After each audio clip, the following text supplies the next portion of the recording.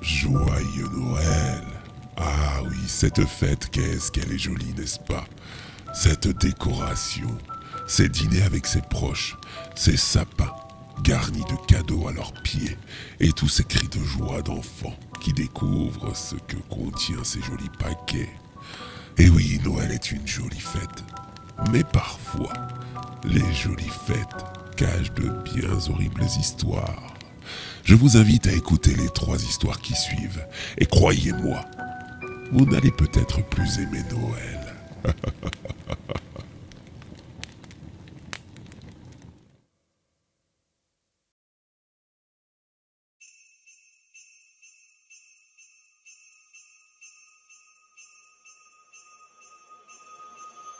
Qu'est-ce que je ne ferais pas pour mes enfants? Vous savez, s'il y a bien une période importante à leurs yeux, c'est bien celle de Noël. L'ouverture des cadeaux au pied du sapin est un très grand moment pour eux. Pas question de les décevoir. Non, pas possible. D'autant que depuis notre séparation avec leur mère, je tente tant bien que mal d'être aussi important à leurs yeux que leur chère maman. Et croyez-moi, ce n'est pas chose aisée quand on bénéficie de peu de temps en leur compagnie. Un week-end sur 2, la moitié des vacances, c'est si peu. Alors, c'est d'autant plus important pour moi de ne pas rater Noël. Surtout que cette année, ils passent cette fête avec moi. Alors, je ne peux pas louper ça. Pour ma fille Zoé, ça n'a pas été difficile. Elle voulait le dernier iPhone. Oui, rien n'est trop beau pour ma princesse. Mais c'est bon, je n'ai eu aucun mal à l'avoir. Bien sûr, ça représente une somme, mais puisque j'en ai les moyens, pourquoi je m'en priverais? Par contre, pour mon fils Nolan, ça a été plus compliqué. Il voulait la Xbox Series X, sortie cette année le 10 novembre. Je connaissais pas grand-chose. Je n'avais pas précommandé la console. Et j'étais loin d'imaginer qu'elle serait partout en rupture de stock. Indisponible. La faute au Covid. Ouais. Enfin, il a bon dos le Covid en ce moment, hein. Mais quasi impossible de s'en procurer une. Je n'arrivais pas à comprendre comment une société aussi importante que Microsoft avait été incapable de produire assez de pièces pour la sortie de leur dernière née. Ceci dit, leur concurrent Sony ne faisait pas mieux avec leur PS5. Quoi qu'il en soit, à cause de leur incapacité à satisfaire l'offre à la demande, je me retrouvais dans une situation plus que délicate. J'ai couru pendant tout le mois de novembre les sites spécialisés pour en dégoter une, mais rien n'y a fait. Alors, je me suis rabattu sur François. C'est un collègue et ami, geek, vieux garçon. Le genre de gars à passer ses week-ends enfermé devant son PC ou ses consoles, au lieu de sortir se trouver une femme. Un de ces mecs qui a bien vécu les différents confinements liés au virus. S'il y en avait un qui pouvait m'aider, c'était bien lui. Je me suis donc rendu chez lui la semaine dernière pour trouver une solution. Elle s'était gentiment proposé de m'aider. Lorsque je suis arrivé chez lui, c'était bien tel que je l'imaginais. Un capharnaüm rempli de boîtes de pizza, commandées, à moitié mangées, d'un bordel organisé, et d'écrans et consoles en tout genre. Il m'a fait de la place pour me montrer cette série X tant convoitée, qui, lui, avait forcément précommandé et possédé. J'avoue qu'après avoir vu tourner la bête, je comprenais aisément l'envie de mon fils Nolan. C'est vraiment bien fichu ces petites machines. Mais bon, là n'était pas le problème. On s'est mis en quête de cette sacro-sainte console. Il a appelé tous ses amis fournisseurs de jeux vidéo pour pouvoir m'en trouver une. Et on a fini par y arriver. Un de ses proches, bossant à Micromania, pouvait m'en fournir une pour le 29 décembre au plus vite. J'étais aux anges. Je remerciais François et j'ai préparé Noël comme il se doit. Et ce soir, mes enfants arrivent à 18h pour le réveillon du 24. J'ai tout préparé. Un bon repas de Noël. J'ai décoré la maison d'une bien jolie manière. J'y ai mis un superbe sapin étincelant et au pied, les cadeaux de mes enfants. L'iPhone de ma fille et la Xbox Series X de mon fils bien emballés. Vous savez, j'ai essayé de lui racheter. Je lui ai même proposé le double du prix. Mais il n'a rien voulu savoir, ce crétin d'adulte ado attardé. Il pouvait s'en passer, lui. Il pouvait prendre celle de son pote le 29 décembre. Mais non, monsieur a fait des siennes. Et il repose enterré dans mon jardin. De toute façon, vu le peu de vie sociale qu'il avait, il va le manquer à personne. Et puis au moins, en ce soir de réveillon, il ne manque rien. Mes enfants vont être si heureux. Je l'ai dit dès le début. Qu'est-ce que je ne ferais pas pour mes enfants ?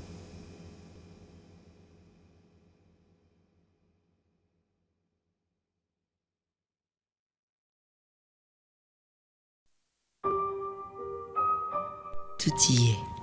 Le costume rouge parfaitement ajusté, avec au niveau du ventre un coussin donnant ce côté embonpoint à notre cher Père Noël. Le bonnet n'est pas en reste et se pose magnifiquement bien sur cette perruque blanche soigneusement bouclée. La barbelle est aussi parfaite et recouvre avec harmonie le visage de mon oncle Henri. Des bottes, des gants et de petites lunettes rondes achevant parfaitement ce costume qui lui va comme un gant, sans vilain jeu de mots. Tout est impeccable, comme dans mes souvenirs d'enfance, où jadis, l'oncle Henri endossait déjà à merveille le rôle du Père Noël. Ses postures, sa grosse voix venant parfaire son incroyable jeu d'acteur. C'est exactement comme au bon vieux temps, lorsque je n'étais qu'une petite fille, innocente, croyant en son existence.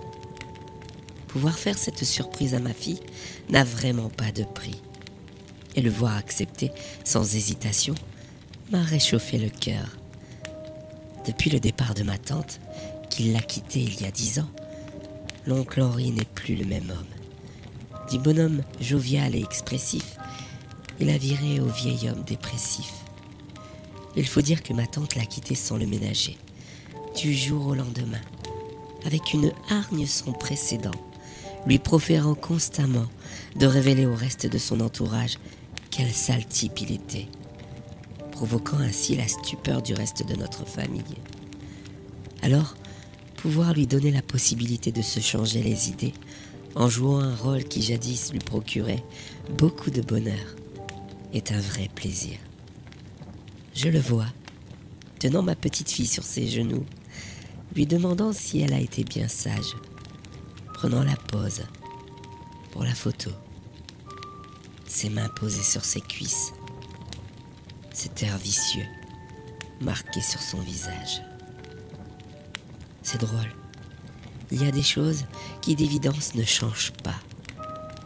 Il est toujours cet être ignoble qui à l'âge de 8 ans m'a volé mon innocence quand il m'a demandé de le suivre à la cave, chez lui, toujours avec son déguisement de Père Noël, pendant que le reste de la famille dînait dans le grand salon.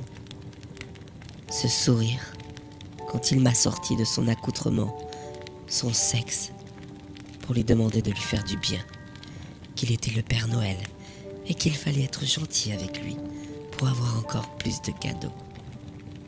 Cet air fuyant, quand nous sommes remontés, rejoindre les autres, et que je me suis mise à pleurer, tout en gardant secret ce qui venait de se passer, comme il me l'avait demandé. Oui, il est des choses qui ne changent pas.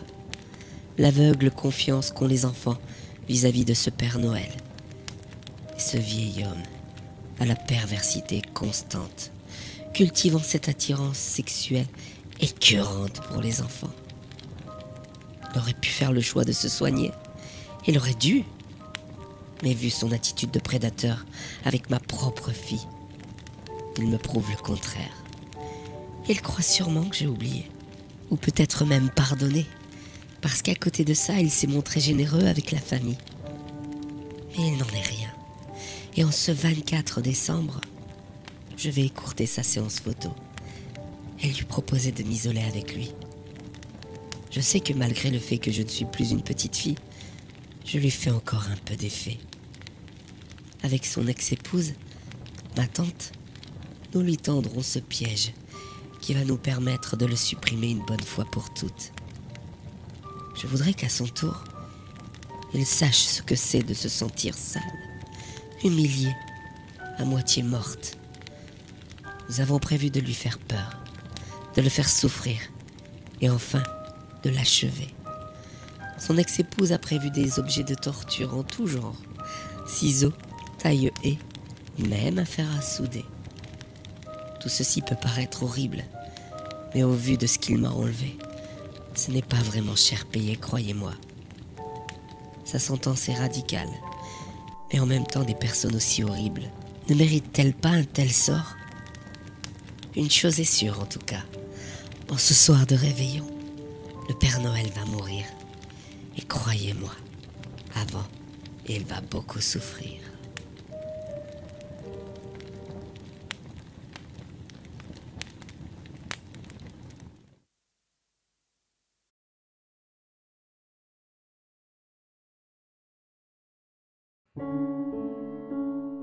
Ça devait être le plus beau Noël de sa vie.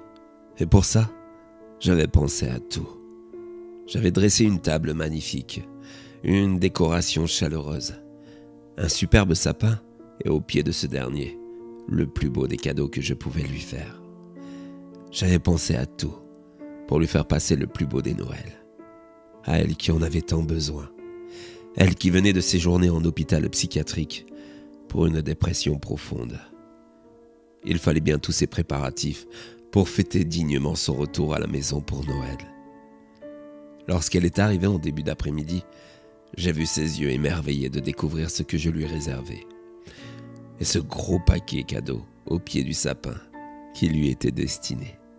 Le clou d'une soirée que je voulais magnifique en ce jour exceptionnel.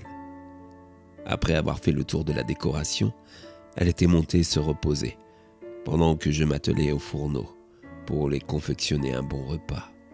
Apporter les dernières petites touches pour cette soirée que je voulais inoubliable. Quand je l'ai vue réapparaître en début de soirée, j'en suis resté bouche bée. Malgré son état, elle avait fait l'effort de se coiffer et de se passer une petite robe pour l'occasion. Elle était magnifiquement belle, comme avant sa dépression. Je lui ai servi un bon verre de vin, celui qu'elle aime par-dessus tout. Je l'ai regardée boire ce délicieux nectar. Elle était belle, désirable. J'ai alors pensé que peut-être, après une belle soirée, nous allions pouvoir retrouver un peu de notre intimité. Et peut-être même que cette fois, ça marcherait. Après ce bon verre de vin, elle s'est installée à table et je lui ai servi un repas de reine. Tous les mets les plus délicats s'enchaînaient les uns aux autres dans une farandole de plaisir. Et tout ça pour son plus grand bonheur. Un peu muette au début de la soirée, elle s'était sentie de plus en plus à l'aise au fur et à mesure de ce dîner de fête. Arrivé au dessert, je sentais monter son impatience de découvrir son cadeau. Alors, sans plus la faire attendre, je lui ai dit qu'elle pouvait ouvrir ce paquet que j'avais si bien emballé. Je l'ai vu déballer délicatement ce gros cadeau qui contenait tout ce qu'elle espérait, tout ce qu'elle rêvait d'avoir. J'en avais mis du temps à lui trouver. On avait tant de fois essayé en vain. Le papier arraché, elle découvrit cette belle boîte en bois que j'avais amoureusement confectionnée pendant son séjour en hôpital psychiatrique. Je voyais la curiosité monter en elle et dire que cette boîte contenait tout ce qu'elle désirait le plus au monde, ce qui l'avait malgré elle poussée dans cette profonde dépression. Et alors qu'elle découvrait le contenu, elle s'est mise à hurler. Mais pas un hurlement de joie, non. Un cri d'effroi qui résonne encore aujourd'hui dans ma tête. J'avais pensé à tout, à toutes ces journées passées dans les parcs d'enfants, à la recherche de la minute d'inattention d'une mère vis-à-vis de son bébé dans la poussette. Cette minute qui me permettrait d'acquérir tout ce qu'avait toujours désiré ma chérie. Cet enfant que nous n'avons jamais réussi à avoir et qui l'a plongé dans cet état de profonde dépression.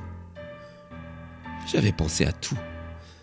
J'avais imaginé sa découverte de ce cadeau à la valeur inestimable, la voyant déjà le bercer, le nourrir, le laver, le changer, le câliner. J'imaginais déjà notre vie à trois, à être bien, à être une vraie famille. J'avais pensé à tout sauf à faire des trous dans la boîte pour que l'air puisse rentrer et que le bébé puisse respirer. Ça devait être le plus beau Noël de sa vie.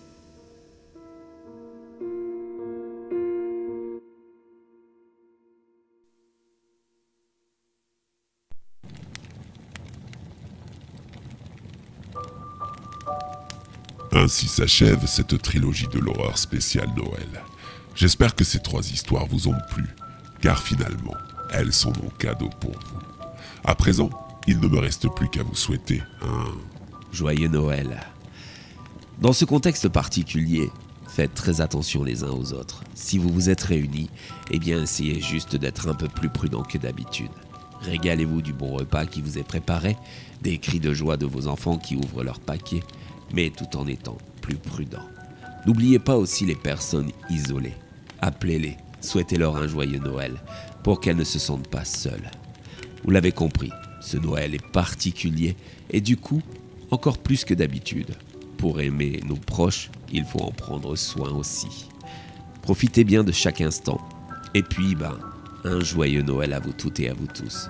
Moi, je vous donne rendez-vous prochainement sur Creepy Stories, la chaîne où vos peurs et vos émotions prennent vie. Encore une fois, joyeux Noël.